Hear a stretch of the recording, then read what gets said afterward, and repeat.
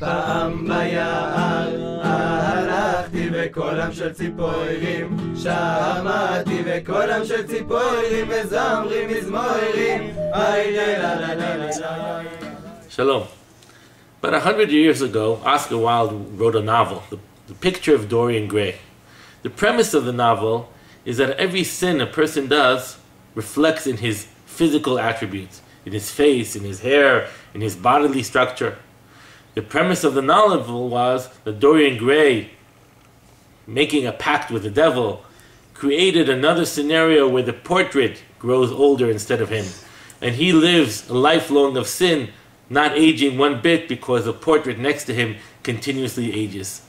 This premise is really the premise of all we learn about leprosy as well in the Torah. Last week we heard that when a person sins, a leprosy sign comes on his body, or in his house, or in his clothes. The physical attribute of the sin isn't just within the soul, but rather has a physical reflection, tells us the Torah. And we hear that the sinner, as a result of this, is shunned by society. He's pushed away out of the main area where people live. Anytime a person comes near him, he has to push him away, saying, I'm impure, not allowing anyone to get close to him. The end of Oscar Wilde's novel, Dorian Gray gets killed by his sins. The sins drag him so low that even just a portrait can't protect him, and yet he's killed, and eventually killed by the portrait itself. The Torah, in a different route, taught us a different lesson. Unlike Dorian Gray, who had to die within his sin, the Torah teaches us that leprosy, just as it comes as a physical ramification of sin, can also disappear once a person does tshuva. Once a person is impure, his physical attributes show impurity. When a person corrects himself, does tshuva, returns to his pure soul, his body also shows his purity by abolishing the leprosy sign from his body. No longer is the white sign, the white mark of his sin apparent to all, and now he's invited back into society.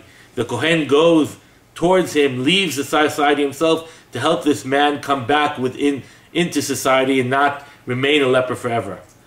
The Torah offers a way out Dorian Gray did not have. The Torah teaches us that although punishment has crime, punishment in the Torah has another result as well. One can do tshuva and one can change and return back to his pure self. I think that's also the message of Chag HaPesach that's coming up. Because Baruch Hu took a nation that went all the way down to the bottom echelons of society to become a slave to another nation, and one would expect that we would despair at that point.